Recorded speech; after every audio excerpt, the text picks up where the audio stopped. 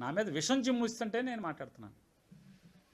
మీరు తప్పుడు ప్రయత్నం చేస్తుంటే విషం చిమ్ముతారు. ఎస్, నేనేమన్నా అంటే నా మీద మీ ఇష్టం వచ్చిన ఎంక్వైరీ చేశారు. ఇంకా అధికారం ఇంకా 3 ఏళ్ళు ఉంది. 3 ఏళ్ళు మీ ఇష్టం వచ్చిన విచారణ చేయించండి, హైకోర్టు జడ్జితో చేయించండి. నీ ఇష్టం. నన్ను అండమానికైనా పంపించిన పాపాలు చేసి ఉంటే వదలబాకండి, నేను చెప్తున్నా కదా. ఇది అయిపోయింది కదా.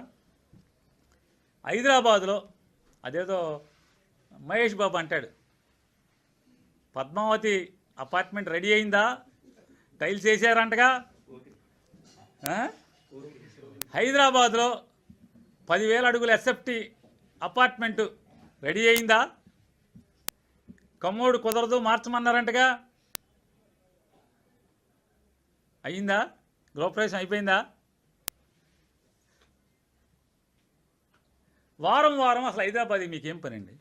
ప్రతి వారం హైదరాబాద్ ఏంటి? మీరు ఎమ్మెల్యే ఉద్యోగం చేయకుండా, ఎస్ బందర్ ఓటర్గా నేను మిమ్మల్ని ప్రశ్నిస్తున్నానండి, మీ సలహాదారుని కూడా అడుగుతున్నా, గడ్డి పెట్టాలి కదా. బందర్లో ఊరూరో తిరగకుండా వారం వారం వీకెండ్కి హైదరాబాద్ ఏంటి?